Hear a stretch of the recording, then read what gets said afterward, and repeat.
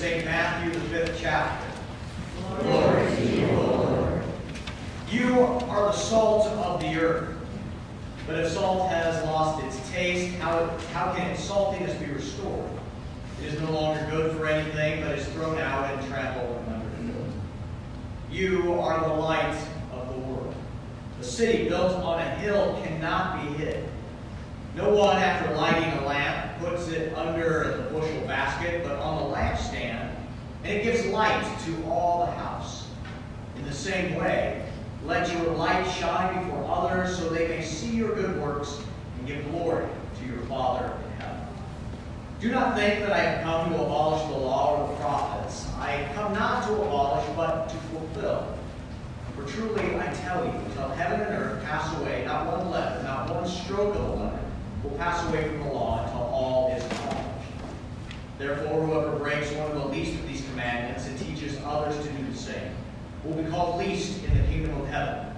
But whoever does them and teaches them will be called great in the kingdom of heaven. For I tell you, unless your righteousness exceeds that of the scribes and the Pharisees, you will never enter the kingdom of heaven. This is the gospel of the Lord. Praise to you, O Christ. You see it.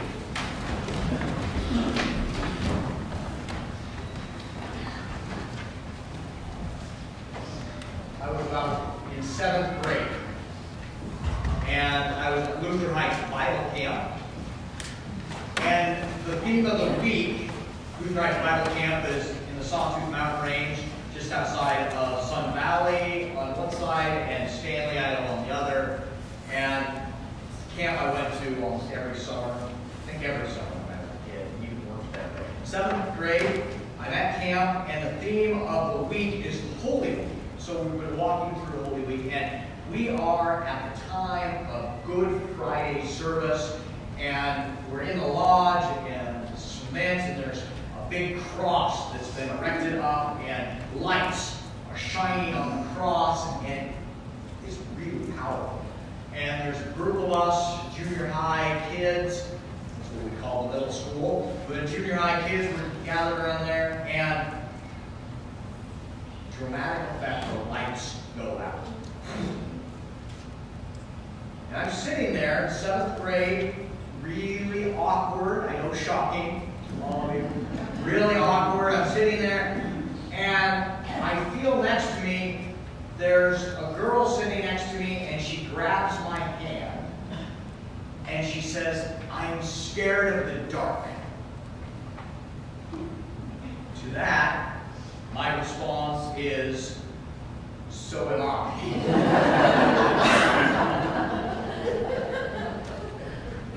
Yep. What's interesting, though, is I think of that story, and I think about how many times I think of the times in my life that I've been scared of the dark.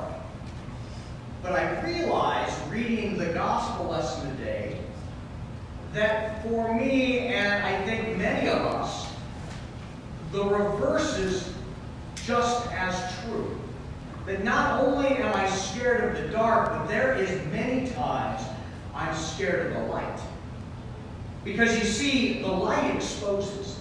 The light shows us for who we are. The light shines, and the light creates shadows, and the light convicts in all of the things that the light does. And I'm scared of the light. I'm scared of what it calls and beckons from me. I'm scared of the things that I am asked to do, because it puts me in a position where I can no longer hide in the shadows, and I have to then reflect the light. And it's scary to be put in that position. Now, we are taught so many times not to be too prideful, not to let the gifts shine out, because you know pride comes before the fall. I think many times we are so on the other side that we don't have to worry about the fall part. Maybe we have to worry about claiming the light and what the light shines and what the light asks of us.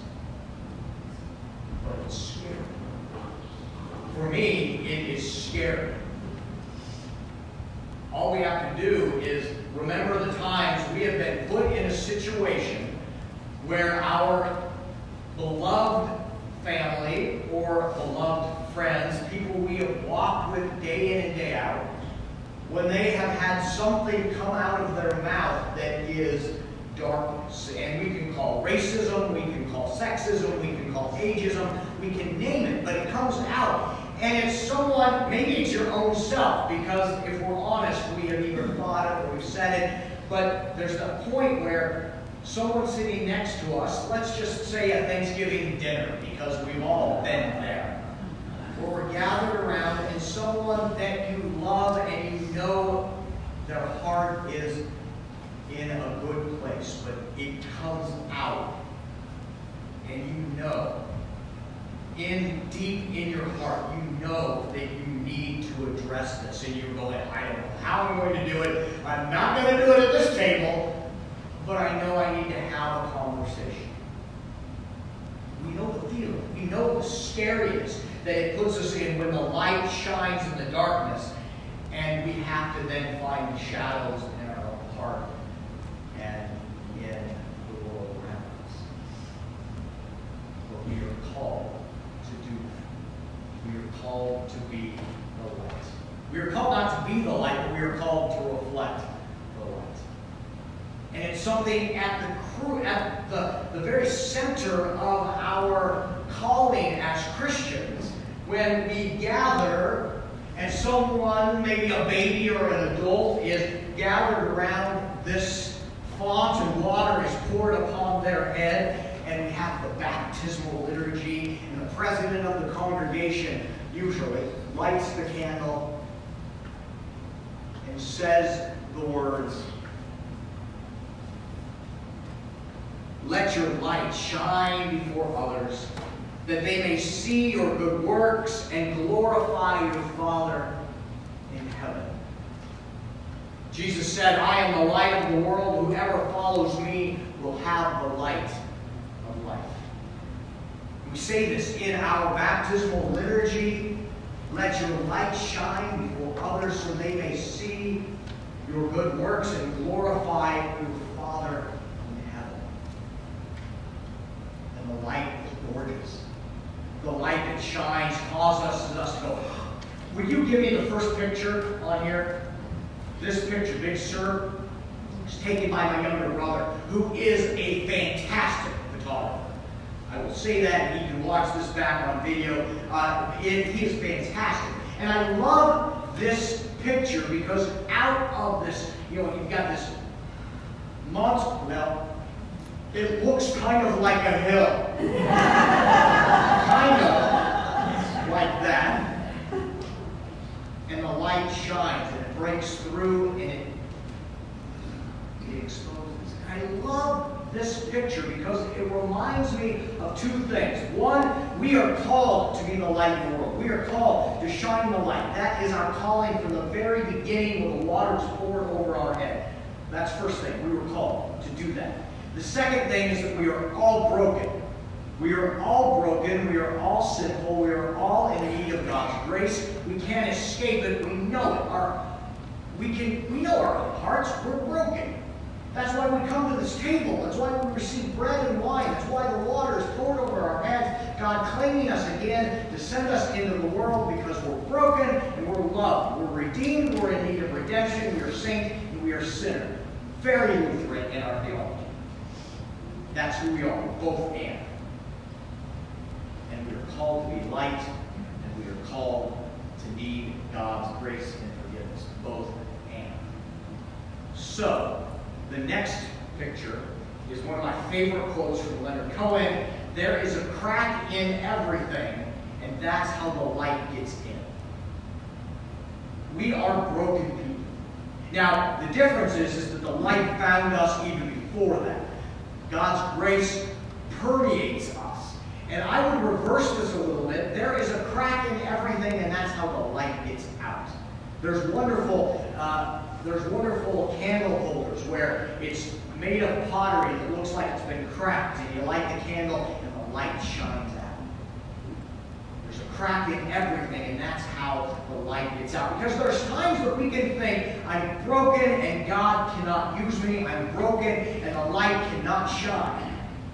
Well, you know what's amazing? What's amazing about this baptismal candle, when you come up really close, let's see if I can see it, because I saw it earlier. Because I'm using this one because of this reason. Right there, there's a crack in the candle. It's amazing. There's a crack in the candle, but guess what? It's still lit. A crack right there in the center, and I brought it to the flame, and it still illuminates light. Even though it's broken, the light still shines. So if you ever think you are too broken for God to use you, if you ever think that we're too cracked for God to shine light from us, think again. The water of baptism, this bread and wine, and this community. Because this Sermon on the Mount is preached to the community. We are a community of light. To be that light for the world. Broken and redeemed. Redeemed and sent. Saint and sinner. Together in this world. To be the light for the world. To remind them of the light that is Christ. It's a beautiful thing. We forget it so often. So we get the job to remind one another and to remind the world. And to do the hard job of being the light in the times that we're scared. Because that happens. But we get to be the light.